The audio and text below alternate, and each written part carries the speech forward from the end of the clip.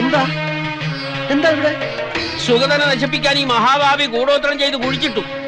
കുട്ടികൾ മണ്ണുവാരി കളിച്ചപ്പോ കുഴിച്ചിട്ട ചെമ്പോടെ കിട്ടി. ശത്രുവിനെ നിഗ്രഹിക്കാനുള്ള ശക്തി നാം ഈ തേങ്ങയിലേക്ക് ആവാഹിച്ചിരിക്കുകയാണ്. തൊട്ടു പ്രാർത്ഥിച്ചോളൂ.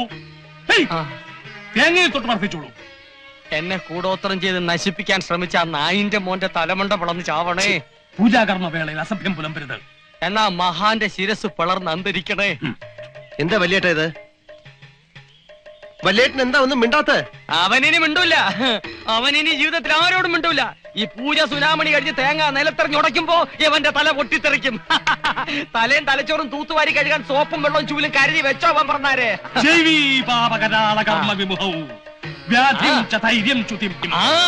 കൂടോത്രം ചെയ്തവൻ ഈ പരിപാടി കഴിയുമ്പോ വിവരം അറിയുമെന്നാണ് ചേർക്കോണ സ്വാമി പറയുന്നത്. പറ സ്വാമി, പറ പറ സ്വാമി പറഞ്ഞോ. പരാക്രമ ഗുണാൻ വൈരിക്ഷയ പ്രത്യർത്ഥി. കേട്ടോ, ആക്രമിക്കാൻ വന്നവൻ ക്ഷയരോഗം വന്ന് കൊരച്ചു ചാവുമെന്ന്. ഇപ്പൊ പറഞ്ഞോ ഏതവനാ ചെയ്തെന്ന്. സത്യം തുറന്നു പറഞ്ഞ് മുന്നോട്ട് വന്നാൽ മരണത്തിൽ നിന്ന് രക്ഷപ്പെടാം.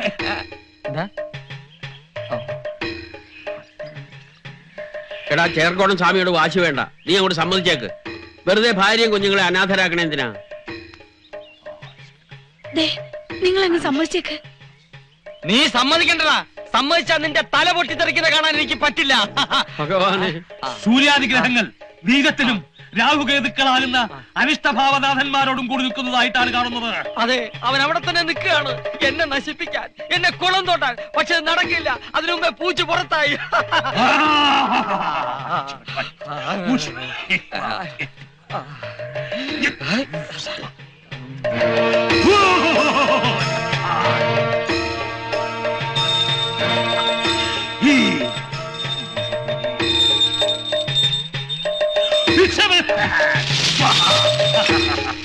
വേദമന്ത്രധ്വനികളുടെ ഊർജം ഈ തേങ്ങയിലേക്ക് ആവാഹിക്കപ്പെട്ടു കഴിഞ്ഞു.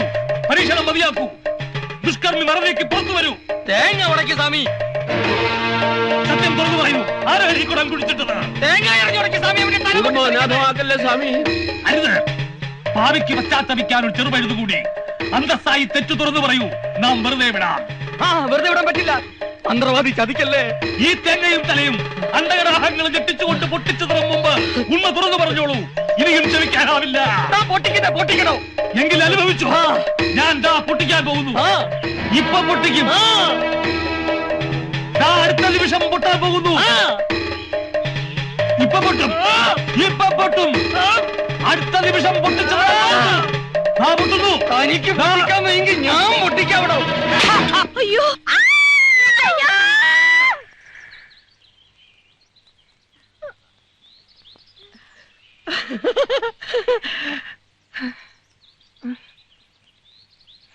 എല്ലാവരും ഒന്ന് നോക്കിയേ. എനിക്കിപ്പോ തലയുണ്ടോന്ന്.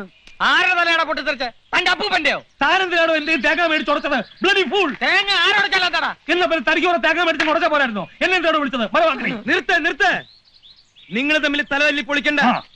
ഞാനൊരു സത്യം പറയട്ടടാ പട്ടി. ആരാണ് ഇവിടെ കുഴിച്ചിട്ടതെന്നറിയോ? ഞാൻ പറയാം. കേക്കണോ കാർന്നോരെ? കേക്കണോടാ? ഞാൻ പറയാം. ഞാൻ തുറന്നു പറയാം. ഞാനാ ഇതിവിടെ കുഴിച്ചിട്ടത്. ഓടോ. ഇത് മാത്രല്ല, ഇതുപോലുള്ള മാരക മന്ത്രത്തകിടുകൾ ഈ വീടിന്റെ പല ഭാഗത്തും ഞാൻ കുഴിച്ചിട്ടിട്ടുണ്ട്. കണ്ടുപിടിക്കാൻ എത്ര വലിയ മന്ത്രവാദി വന്നാലും ഒന്നും നടക്കില്ല. 5 പ്രാവശ്യം നീയോ നിന്റെ കുടുംബമോ അതിനെ മറികടന്നാൽ ദേഹമാസകലം പുണ്ണ് പിടിച്ച് പഴുത്ത് പുഴുത്ത് ദ്രവിച്ചിട്ടാവും. കൂടോത്രം ചെയ്തവരെ ശിക്ഷിക്കാൻ ഇന്ത്യൻ ഭരണഘടനയിൽ വകുപ്പിലിട പുല്ലേ.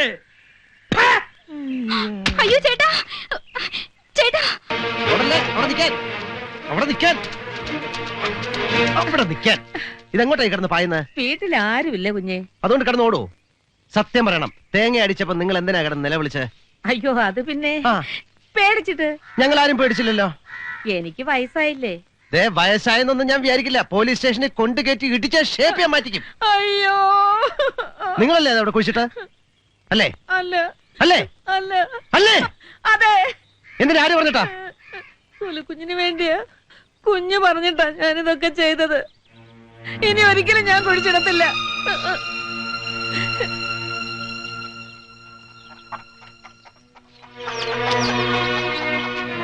മോളെ, നിങ്ങൾ എല്ലാവരും ഇങ്ങനെ തുടങ്ങിയാൽ സുഗതനോട് ഒന്നു പറ, ഇച്ചിരി ക്ഷമിക്കും. പിന്നെ ആരാന്റെ അമ്മയ്ക്ക് പ്രാന്ത് പിടിച്ചാ കാണാൻ നല്ല രസമായില്ലേ? ഈ നീചന്മാരുടെയും കൂടോത്രക്കാരുടെയും കൂടെയുള്ള പൊറുതി എനിക്ക് മതിയായി. സർക്കാർ എനിക്ക് ക്വാർട്ടേഴ്സ് തന്നിട്ടുണ്ട്. ഞങ്ങൾ അങ്ങോട്ട് പോവാണ്. അവനത് വെറുതെ പറഞ്ഞതല്ല, കേട്ടല്ലോ. ഇനി എന്തെങ്കിലും മൊഴിയാനുണ്ടോ? അപ്പൊ ഞങ്ങൾ മൂന്നാളും ഐശ്വര്യമായിട്ട് ഇറങ്ങാണ്.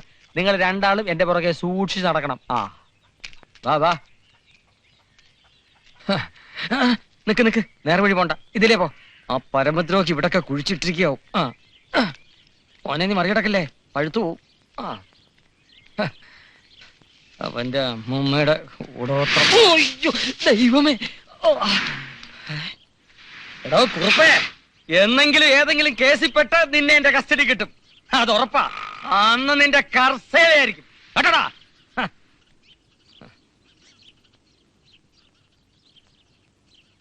കഴിഞ്ഞോ? അതോ ഇനിയും വല്ല ആഗ്രഹം ബാക്കിയുണ്ടോ? ചേച്ചിയും കുടുംബവും പോയി. ഇനി ഇവിടെ ഉണ്ട് പലരും. എല്ലാരും തമ്മിലടിപ്പിച്ച് ഈ കുടുംബത്തിന്റെ സ്വസ്ഥത പൂർണ്ണമായി നശിപ്പിച്ച നിനക്ക് സമാനാവോ? നിന്നെപ്പറ്റി എല്ലാം അറിയാമെന്ന് ഞാൻ അഹങ്കരിച്ചിരുന്നു.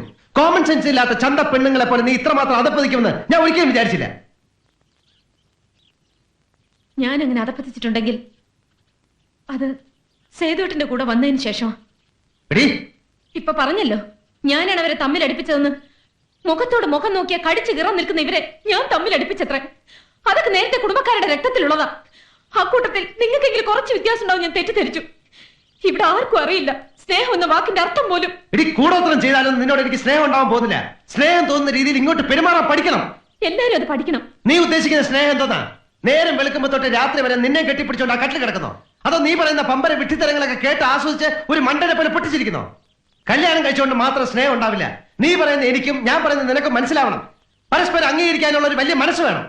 സ്നേഹിക്കാൻ ഇങ്ങനെയൊക്കെ കുറെ നിബന്ധനകൾ ഉണ്ടെന്ന് പണ്ടൊരിക്കലും എന്നോട് പറഞ്ഞിരുന്നില്ലല്ലോ. പറഞ്ഞാലും മനസ്സിലാക്കാനുള്ള ബുദ്ധിയുണ്ടോ നിനക്ക്?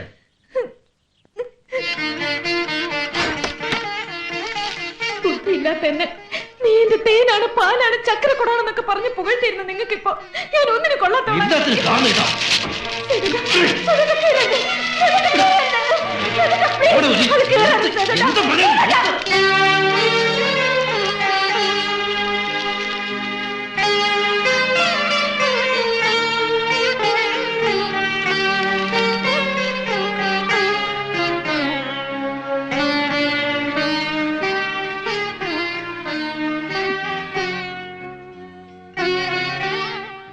നിങ്ങൾക്കിപ്പോ എന്നോട് വെറുപ്പാണ്. എന്നോ ഒരിക്കൽ നിങ്ങൾ എന്നെ സ്നേഹിച്ചിരുന്നു. അതിന്റെ തെളിവായിരുന്നു ഈ കത്തുകൾ. ഇത് നിങ്ങൾ നശിപ്പിച്ചു. ഇനി എനിക്കൊന്നുമില്ല. ജീവിതം എന്തെന്നറിയാത്ത കുട്ടിക്കാലത്ത് ഞാൻ എഴുതി കൂട്ടിയ ചവറുകളെല്ലാം ഇത്രയും കാലം സൂക്ഷിച്ചതിന് നീ ഒരു മനോരോഗി ആയതുകൊണ്ടാണ്. റിസർച്ച് ചെയ്യുന്ന വിദ്യാർത്ഥികൾ റെഫറൻസ് ബുക്ക് നോക്കുന്ന പോലെ ബാലിശമായി ഞാൻ എഴുതിയ കത്തുകളിലെ വരികളിൽ കടിച്ചുപോയി കിടക്കാണ് നീ. ഒരിക്കലും അങ്ങനെ എന്തൊക്കെ പറഞ്ഞു എന്ന് വെച്ച് ജീവിതകാലം മുഴുവൻ അതിനെ ഒരു കുരിശാക്കി എന്റെ തലയിൽ കെട്ടിവെക്കാൻ ശ്രമിക്കാണ് നീ. ഇനി എന്നെ കിട്ടില്ല, മനസ്സിലായോ? എല്ലാം എന്റെ കുറ്റമാ. നിങ്ങളുടെ കൂടെയുള്ള ജീവിതം സ്വർഗമായിരിക്കും വെറുതെ ഞാൻ മോഹിച്ചു. ദുഷ്ടനാണ് നിങ്ങൾ, സ്നേഹമില്ലാത്തവരാ. ചിലപ്പോ നിങ്ങൾക്ക് സ്നേഹിക്കാൻ ഞാനല്ലാതെ വേറെ പെണ്ണുങ്ങൾ കാണുവാ. ഇത്ര ചീപ്പാണോ നീ? ഇത്ര വൃത്തികെട്ട മനസ്സാണ് നിനക്ക്? നിങ്ങൾ എന്നെ തല്ലി. ഇപ്പൊ എല്ലാം പൂർത്തിയായി. മതി, ഇനി ഞാൻ ജീവിച്ചിരിക്കില്ല. നോക്കിക്കോ. നീ എവിടെയെങ്കിലും ജീവിക്കും, മരിക്കും, എന്തെങ്കിലും ചെയ്യും.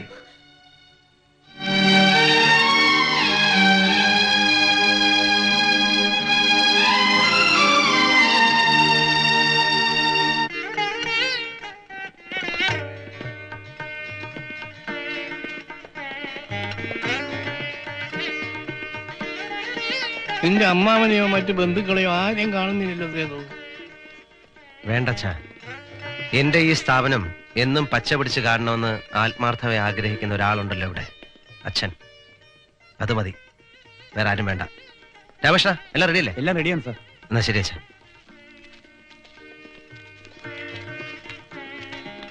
മെയിൻ സ്വിച്ച് അതങ്ങോട്ട് ഓൺ ചെയ്താൽ മതി.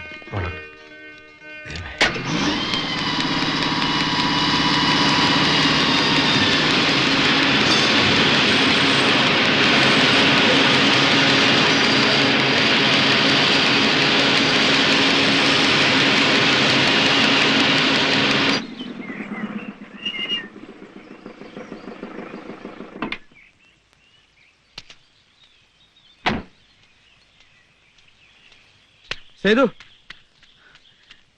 നീ ഇപ്പൊ എവിടുന്ന വരണേ? എന്താ? അല്ല, സുലോചനയെ കണ്ട? സുലോചനയെ കാണാനോ? എവിടുന്ന്? അല്ല, നിങ്ങൾ തമ്മിൽ എന്താ പ്രശ്നം എന്ന് എനിക്കറിയില്ല. അവള് മുറിയുടെ വാതിലടച്ചിട്ടിട്ട് ഒരേ ഒരു കരച്ചിലായിരുന്നു. ആരെ എന്ന് വിളിച്ചിട്ടും വാതിൽ തുറന്നില്ല. ഉച്ചയ്ക്ക് വല്ലതും കഴിക്കാൻ വേണ്ടി ചെന്ന് വിളിച്ചപ്പോ വാതിൽ തുറന്നെടുക്കുന്നുണ്ട്, അവൾ അവിടെ ഇല്ല. എവിടെ പോവാനാ സാധ്യത? ഞാൻ ഇതിന്റെ ഇടയിൽ പോലീസ് സ്റ്റേഷനിൽ എന്ന് പറഞ്ഞു. അമ്മാവനും വിവരം അറിയിച്ചിട്ടുണ്ട്. എന്തായിരുന്നു സേതു നിങ്ങൾ തമ്മിലുണ്ടായത്?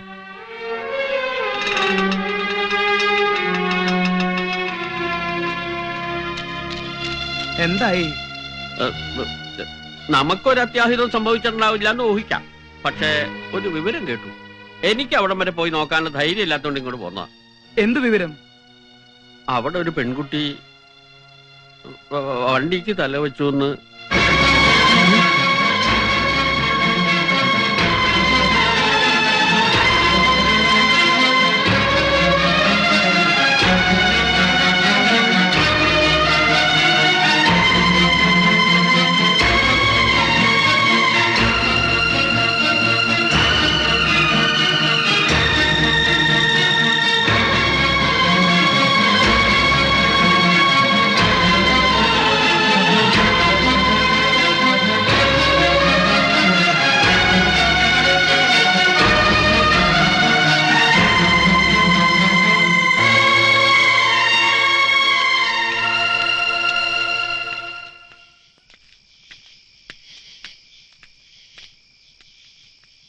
നിങ്ങളിത് എവിടെയായിരുന്നു?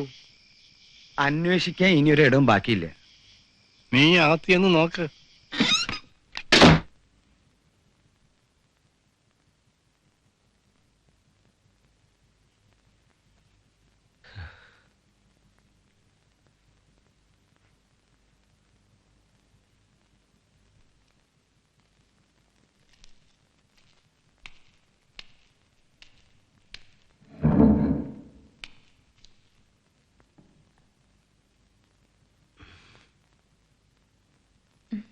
എവിടെയായിരുന്നു? ചോദിച്ചു കേട്ടില്ലേ?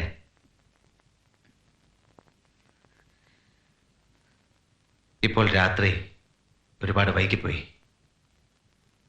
നാളെ നേരം വെളുക്കുമ്പോ ഇവിടുന്ന് യാത്ര പുറപ്പെടാൻ ഒരുങ്ങിക്കൊള്ളൂ. നിന്റെ വീട്ടിലേക്ക്. പൊരുത്തപ്പെട്ടു പോകാൻ കഴിയില്ല എന്ന് പൂർണ്ണമായി ബോധ്യമായി കഴിഞ്ഞാൽ പിന്നെ വേഗം അകലുന്നതല്ലേ നല്ലത്. വേണ്ട, ആ വിളി കേട്ട് സന്തോഷിച്ചിരുന്ന സേതു ഇപ്പോഴില്ല. അധികം സംസാരിച്ച് കൂടുതൽ വഷളാക്കണ്ട. വെറുതെ പോലും ഇങ്ങനൊന്നും പറയരുത്. ഞാൻ തകർന്നു പോവും. ഞാൻ തകർന്നു പോവും. എനിക്ക് വേദനിക്കും. എന്നെ ഓർത്തില്ല, എന്നെ കണ്ടില്ല എന്നല്ലാതെ നീ എപ്പോഴെങ്കിലും എന്നെ കുറിച്ച് ഓർത്തിട്ടുണ്ടോ? നിന്നെ കാണാനില്ല എന്നറിഞ്ഞത് മുതൽ ഞാൻ അനുഭവിച്ച വേദന, ഞാൻ തിന്ന തീ, നിന്നെ കുറിച്ച് മാത്രം ആലോചിക്കുന്ന നിനക്കത് മനസ്സിലാവില്ല. എന്തായിരുന്നു ഉദ്ദേശം? എന്നെ ഭയപ്പെടുത്തി സ്നേഹം സമ്പാദിക്കാനോ? അതോ എന്റെ ഒരു നല്ല ദിവസം നശിപ്പിച്ച് സന്തോഷിക്കാനോ? ഒരു സമാധാനത്തിന് വേണ്ടി ശ്യാമയുടെ വീട് വരെ. അവിടെ നിന്റെ അമ്മയുടെ നായരുണ്ടായി സമാധാനിപ്പിക്കാൻ. ഇങ്ങനെയുള്ള വാക്കുകളൊന്നും എന്നോട് ഒരിക്കലും.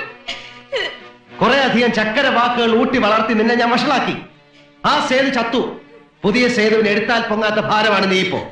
എന്നെ മനസ്സിലാക്കാൻ കഴിയാതെ എന്നെ സ്നേഹിച്ച് കൊല്ലുന്നൊരു ഭാര്യയെ സഹിക്കാൻ ഇനി എനിക്ക് വയ്യ. ക്ഷമിക്കണം, ക്രൂരമാണ് അറിയാം. ഇതിലും ക്രൂരമായിട്ട് എന്തെങ്കിലും നാളെ സംഭവിക്കാതിരിക്കാൻ വേണ്ടി ഞാനെടുത്ത ഉറച്ച തീരുമാനമാണ്. നമുക്ക് പിരിയാം.